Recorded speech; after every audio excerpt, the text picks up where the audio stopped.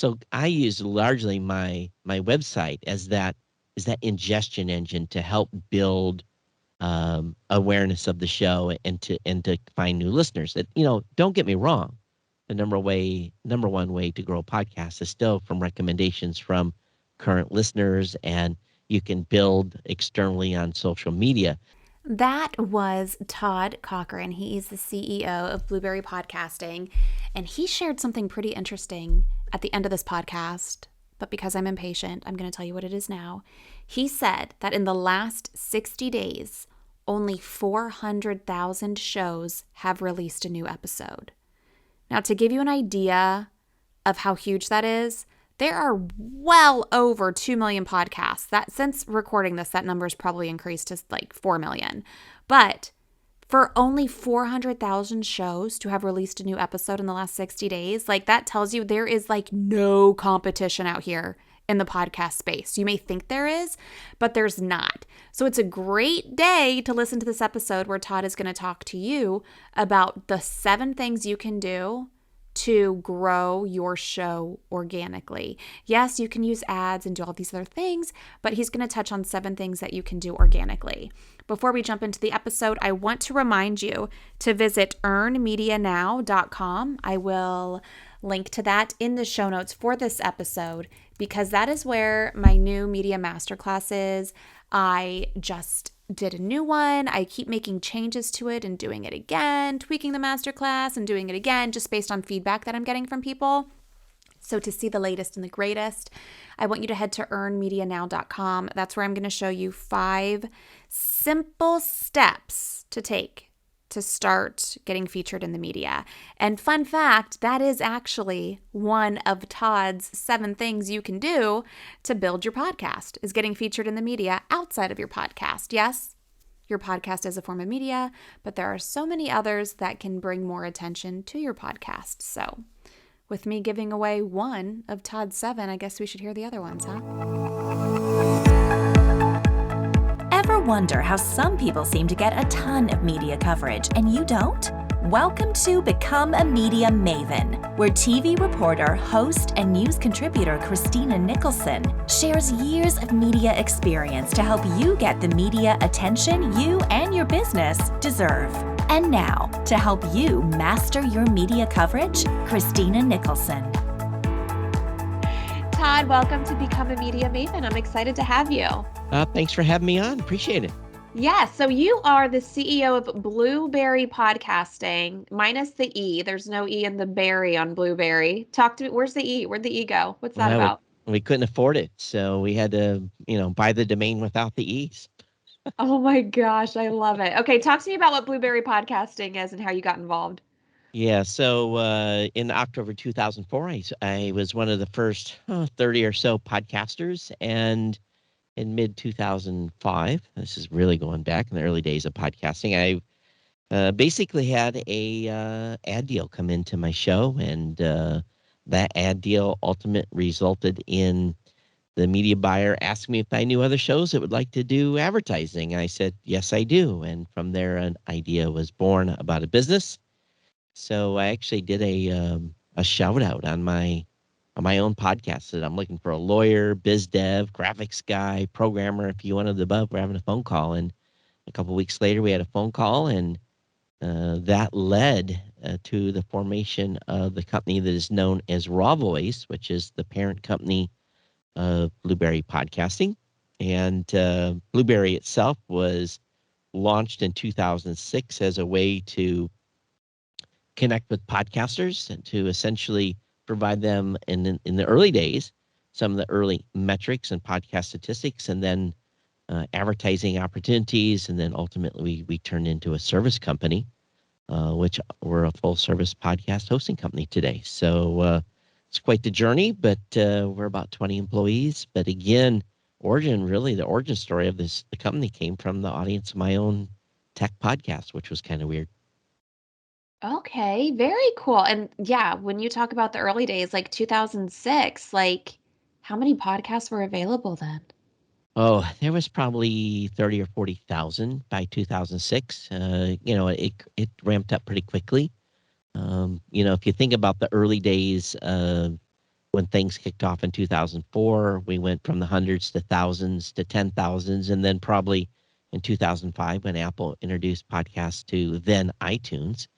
And of course, there was no iPhone yet, so everyone could only sync content to an iPod. We probably then got into the tens of thousands of shows, but it's been an upward growth trend ever since. So you've been in this business since like the very beginning. Like I would call that the very beginning.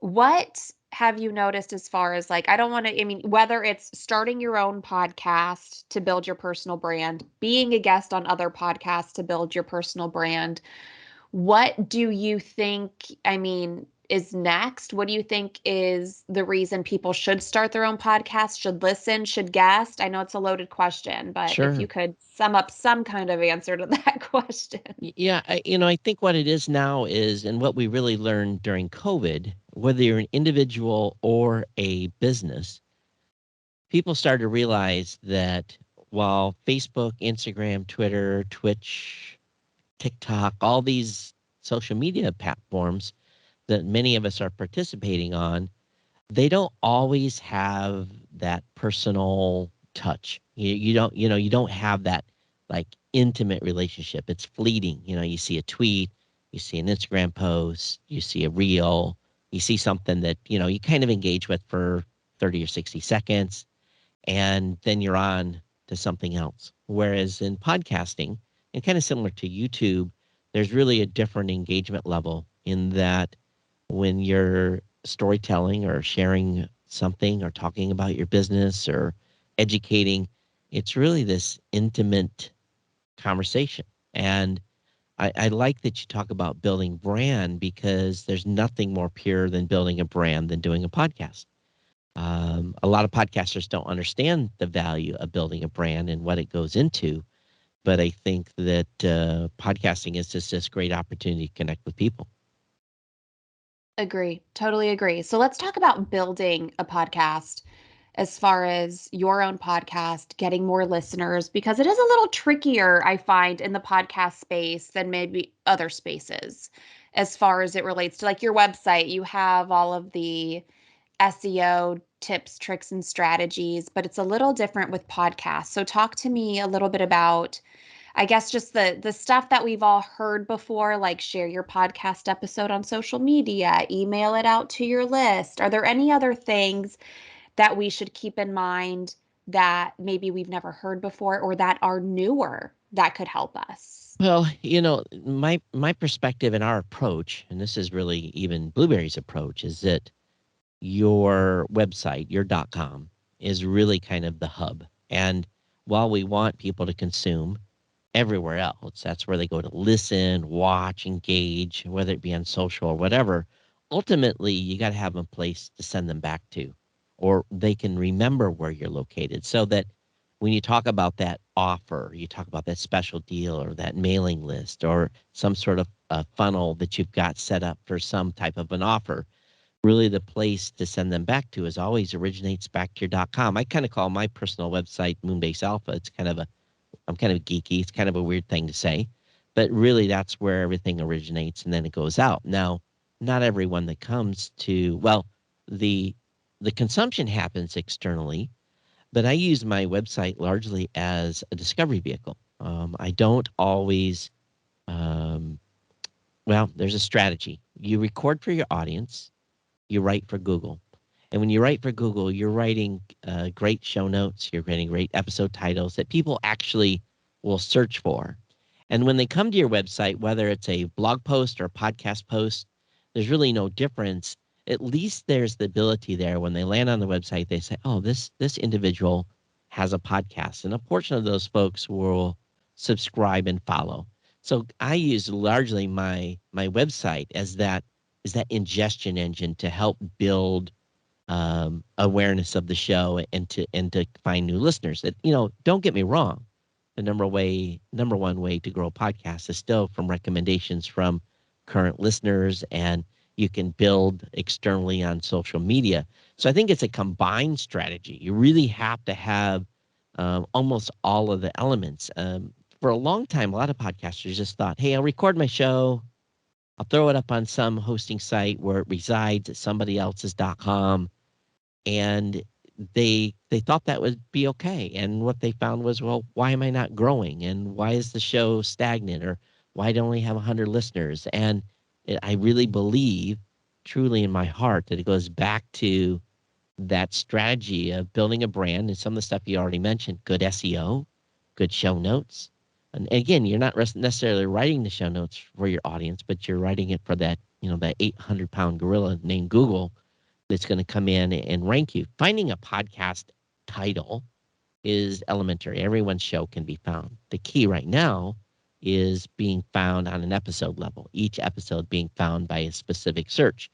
I always really look at my titles and see how I did against other tech sites when I do my tech show to see, okay, did I get on the first page or I'm on page 2? Where was I at from a ranking standpoint for that episode? So I think it's a combined strategy. There's lots of things we can go into in growing your show. And I really think the thing people have to really ask themselves, what's the goal? What is the goal of your show? And if your goal of your show, if you can clearly define that, you'll know how to really target. My goal was building authority and monetization. And that was the two primary goals of my show. And then I did all my strategy for marketing it to meet those two goals. I have a question when you talk about putting the show notes on your website. Do you put them on your website as if each podcast episode is its own blog post? How many words are the show notes? I mean, are you doing like show notes like you do when you put it in the podcast player, or are you doing show notes like you're transcribing the entire show? And do you link to the player in that quote unquote blog post? Can you break it down what it looks like on your website? Yeah, sure. Each episode is definitely its own post. Otherwise, you are really not helping yourself with Google at all. So, number 2, very smart description.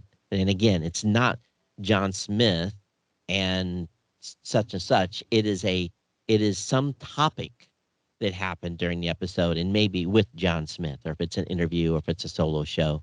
It has to be something someone is going to specifically search for. Then, in the body of the post, you're going to back that title up and use good SEO, use keywords.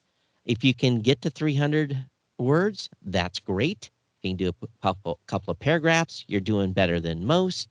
And then some outbound links. And of course, you want whoever you've interviewed to inbound link back to you, giving you a backlink so you build that SEO strength. But one of the things at BluBrry is our PowerPress plugin used by WordPress users. All that is really done internally. They build their brand, they control their RSS feed. Everything is right there on their .com. Players right on within the post itself. And it's easy to subscribe no matter where you hit the website. There's a sidebar widget that allows you to follow or subscribe. You really want to give everyone the opportunity when they do come to the website and find your specific episode or an article, that you give them every opportunity above the fold to subscribe and follow that podcast. So again, it's kind of one cohesive unit. And you have to be careful in that if you're using a host where you're duplicating this information over on a hosting site somewhere, that you can hurt your SEO when Google doesn't understand who's king. The king should be your .com. The king shouldn't be your hosting provider. And with using your own website, and if you happen to be using our plugin, it's all one and the same. What goes to Apple, what goes to Google, all originates at your .com. And I think that's a mistake a lot of podcasters make, is that they may have a hosting provider where they have to go over and duplicate some of that posting work, and Google may get a little bit confused on, AKA, where does this brand originate? And who do you see that is doing this right when it comes to podcast SEO to really increase their reach? Who do you see out there that you like and you're like, okay, if everybody modeled this, they would be like shooting high? I think it's anyone that, it doesn't matter if you're on WordPress, Squarespace, Wix, doesn't matter. As long as you have your .com key, that's the key, and your content originates on your .com. Your feed doesn't necessarily have to originate on your .com. That's the best if you can do that. That's the best strategy. BluBrry is a hosting provider. Hosting providers today are agnostic. And so you have to look at what that provider is going to provide to you in services and information to help you grow. Because where that media is hosted, kind of at this point, there's probably 25 players in the space. So from a content creator standpoint, your sole focus, again, should be back on building your brand on your website and then building your social presence. And of course, we'll probably get into some of those other topics of how you can grow your show. But again, there's no substitute for a dedicated website that you basically, a saying I like to say, it's kind of funny, is you never build your castle on rented land. And a lot of times, if you're on a provider where your sole show completely originates on their website along with 10,000 other podcasts, how do you really break out?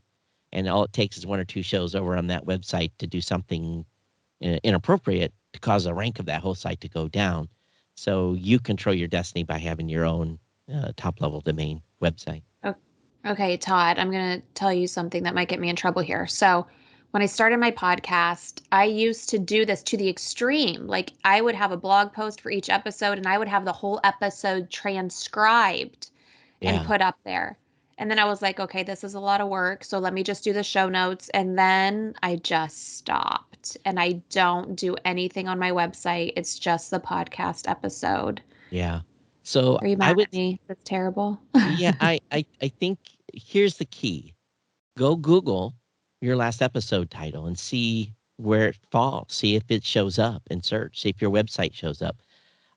I would never recommend taking your transcripts and putting those into a post because unless it's completely been edited so that there's That's what context. I would do. It was And tons of work too. it is lots of work. And Google, even though you did that work, they could say, is that person keyword stuffing? Are they text stuffing? Mhm. So there's this fine line. So I always say link to your PDF of your transcript for accessibility, link to it in your show notes, and then write write that episode title, write a couple of paragraphs. Doesn't have to be like super deep, and maybe a couple of outbound links to who you're talking to.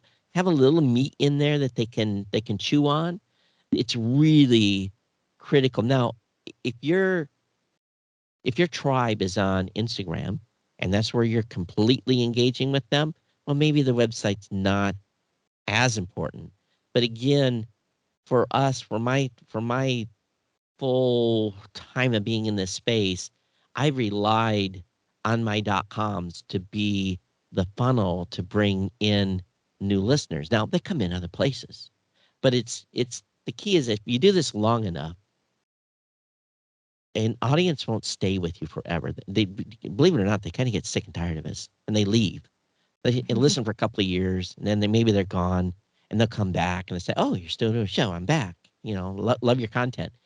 The key is you got to have them a place to come back to and have substantive content on the website. I understand it's a huge amount of work, but I wouldn't go to the extreme of putting the transcripts on the website. I would go kind of in between. Good episode title, couple of paragraphs of information, and make sure that player's there. And what this really is over time, incrementally, the traffic will increase your website. My personal website gets between 20 and 200,000 page loads a day.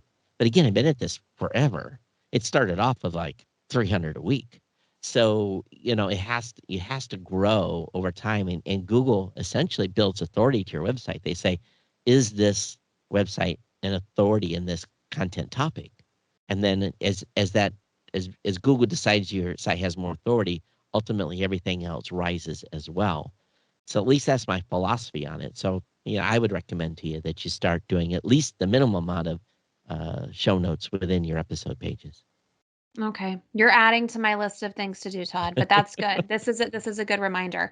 Now, besides putting that podcast on your website as a blog in text format, talk to me about what else we can do to grow our podcast, just some other things. Yeah. So this is again, recording, publishing, and social is not enough. So you're gonna say, "Oh my God, what else do I have to do?" Well, first, the obvious: sustain consistent, superior content. That's number one. You have to be on your A game. And when you're recording, if you're feeling down and you're not had a great day, don't record. If you need a Red Bull to get you going, drink a Red Bull. Make sure you're on your A game. Number two, all this content you're doing, potentially, if you have aspirations to be an author, you can almost write a book from your content that you're doing. And people say, oh my God, I want to write a book. Well, you get 10, 15, 20, 30 episodes in, and if you're doing an interview show or you're doing a show on a specific content topic, there's a book there. You've already got the outline, write the book, self-publish, build authority, build notoriety, maybe get on do some speaking spots, which is what I also talk about. Speak locally to begin with. If you've never spoke at a trade show or an event, speak locally, get a little experience in front of people talking about different topics, then apply to speak nationally. And I say speak nationally at events that are within your genre. If you're talking about finance, you need to go to a finance event. You're talking about tech, you need to go to a tech event. You're talking about sports, you need to be at some sort of sporting event. So that's where I talk to people about attending trade shows or events in your content genre. Go there not only as a participant consuming the educational information they're giving out, but go there with your mic and say, hey, I love what you're doing here. Can we have a 5-minute conversation and build a little additional content? And that's one thing I did. I attended trade shows and went around interviewing people and having a camera, and it didn't really fit into my podcast, but what it really did was built my authority and then built my resume and CV of content that I always said during that interview. Hey, remember, come over to Geek News Central Podcast and subscribe to the show. Solicit radio appearances. You got 5, 6, 7, 10 radio stations in your neighborhood, in your community. I would be on it. I would have an email address to every single one of them, to the PR people there or the newsroom. You have something special going on. You had a special guest. You had something. You hit a milestone.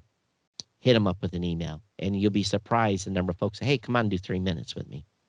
That can lead, and what led to was being on a national syndication. I would be called by the BBC. I'd be called by ABC, CBS, NBC. It would just be in for like a 3-minute spot.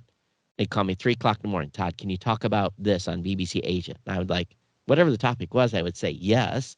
I'd run to my computer, have a bottle of water to get my voice working, and Google the topic, and I would be on for 3 minutes, sometimes talking about something I really didn't know a lot about, but I made myself an expert real quick. So it can grow into that. At the same time, you can solicit TV appearances because local television is always looking for a community awareness type of spot that comes spend a half hour with you and you get 2 minutes. But it's those types of things you can build and add to your CV to build your authority, build awareness, use that in your outreach. You can think about a TV appearance that's 2 minutes, what you can use with that socially. It's fantastic. Also, there's a potential of maybe joining a network, join a podcast network, or forming one yourself. If you've got 5 shows that you absolutely love, say, hey, I love your show. I'd like to co-work together, and let's cross-promote and talk about each other. Or if you find a network you can agree with and you like their terms of service and you like what they do, I found huge success in the early days of having about 13 shows that we cross-promoted each other on a regular basis in my genre. All ships rose together. But I think the most important thing is leverage your audience. Your audience are your biggest fans. So have them help you with social and outreach and connecting with companies. And there's lots of things you can do there. There's a lot of stuff here. This is a fire hose of ideas and information, but just take 1 or 2 of those things and work them a week, solicit some radio appearances once a week. And who knows, maybe you'll get on, maybe you won't. But it's one of those things where you just keep, I wouldn't say nag, but provide value back. At the same time, if you are working in social, I keep a spreadsheet of topics that I've covered in my various podcasts. And if someone's talking about something that I've covered, I'll say, hey, by the way, I talked about this in one of my episodes. Here's the link and the time hacks about this so that you can be not an annoyance and and trolling and saying, "Hey, here's my show, come listen," but actually give them something tangible to act on in a content series that may be related to your show. So you need to hang out where your audience is and really be that person that builds authority and say, "Hey, I bet you he or she knows something about this," and you may get asked. But the most important thing too about your show is never forget. You never know who's listening. You never know. That's true. So I'm going to repeat some of those to you just to make sure I didn't miss anything.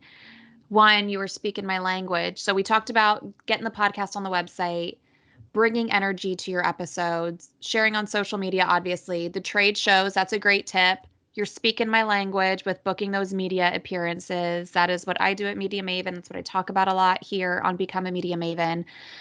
Join a podcast network or start your own podcast network. And finally, have your audience help you. Any tips on how to get your audience to help you? I mean, is it as simple as just asking, hey, share this episode, tap that subscribe button? Well, so I took it a different approach. I basically used two angles. One, I help my audience promote my sponsor by cross promoting and backlinking back to my sponsorship page, number one. Number two, I asked my audience to, if they had a comment about a specific show or episode, to please do that on their social and then at me if it was on Twitter or include me in Facebook so that they would actually leave their comment in social with a link back. And then I would collect those and I would actually read all those comments that came either via social or via email on the show. So I leveraged them that way so that it was more of an interaction type of thing to drive people back. They could have come back and commented on the blog, but I really wanted them to do that commentary out where other people would see it more readily and get an idea. So that's where I leveraged it. And I also leveraged the audience when I did my show solo by myself for many, many years. And finally I got to the point where I was had enough money through sponsorship and other things to say, hey, I'm looking for someone to help me produce the show. I didn't go out and find a VA. I found a fan of the show. And essentially what I found was my brother from another mother. He thinks exactly like I do, and he does my show production. And it was like a synergy there because he'd been listening for years. And so it really allowed me to free up some of my time so I could focus on the content. Not everyone's going to be able to do that. Now I pay him every month and pay him a fair wage for that. So it's one of those situations where I was able to do that at one point to offload and be able to focus more on the content and other things that were important, like AKA the promotion, social. And some folks even find their social media managers from their audience. I think someone that's in tune to you and knows you already is a better fit for your team than sometimes just soliciting someone that you may not have ever met before or really don't know anything truly about you. And I've heard that many times, like when people rave about their assistants or their VAs or somebody on your team, I'm always like, well, how'd you find them? They say, oh, well, they were in my community. They were on my email list or something like Exactly. that. Yeah. So that's great advice. Todd, this has been amazing. Thank you so much. Before we go, I'm going to link to all of your social media handles and your website in the show notes so people can find out more about you and BluBrry if they want. But is there anything else you want to add that I should have asked before I say goodbye? No, I think it's if you're thinking about doing a podcast, don't be scared. Pull up the mic, record that episode one. Episode one will not sound the sound as episode five. Five will not sound as same as 10. 10 will not sound as 15. You make it to 50, or actually, if you make it to 25, you'll be 80% ahead the rest of the folks that have tried to start a podcast. So get out there and do it. Just pull up the mic and pick a topic that you're passionate about and go forth and reach out to your community through audio. I mean, that's true too. Like, I feel like everybody thinks podcasting is so saturated. There's over 2 million podcasts out there, but over half of them, people start and then they stop. Here's the little secret that most people don't talk about. Only 400,000 episodes or 400,000 shows, excuse me, have been released in the last 400,000 shows have only released a new episode in the last 60 days. So if you break that down across Wow. if you break that across 20 categories, so some categories are bigger than others, so you might only truly be competing with about 20,000 shows. And of those 20,000 shows, how many are doing weekly? How many are doing monthly? So the odds get even better if you're consistent and in somebody's ear. Here's the thing. Here's a takeaway. People build podcasts into their lives. So as long as you're there every week at the same time, in their ear, when they're at the gym or in their car or wherever they may be consuming podcasts, they build you into their lives. Don't leave them hanging. Keep that content coming. If you're there every 2 weeks, well, they're going to find someone to replace you with. So it's truly about that consistency and being there on a regular basis when they consume you. So anyway, just an extra bonus piece here for you. That's insane. Only 400,000 episodes released in the last 60 days. I do every other week. I used Well, to do every Tuesday. Now I'm every other Tuesday. Did I say it wrong? yeah, 400,000 shows have released in the last 60 days, have released a new episode in the last 60 days. Shows have All released right. a new episode. So Yeah. that's even better than what I said. Right. It's true. That's even better. Yeah. Oh my gosh, because some shows they do daily even. Right. And some shows are monthly. So those that are weekly, Right. and I think the number I saw, and actually you can find this out, it's at podcastindex.com, I think is the actual website. They've got a chart there that shows how many episodes have been, or how many shows have published in the last week, month, 90 days. It's all out there publicly for you to see. They keep that stats rolling. It's really one that blows me away often because of the 4.7 million quote unquote shows that are out there, only 400,000 have released an episode in the last 60 days. So there's no competition compared to YouTube or blogging even. That's insane. Okay, I'm going to link to podcastindex.com in the show notes for this episode. Todd, anything else before we say goodbye? No, thank you for having me on the show. Good luck with your podcast. Happy podcasting. Thanks for listening. Remember, you can find everything we talk about in the show notes for this episode and soon to be on my website, since Todd has given me some homework after listening to that.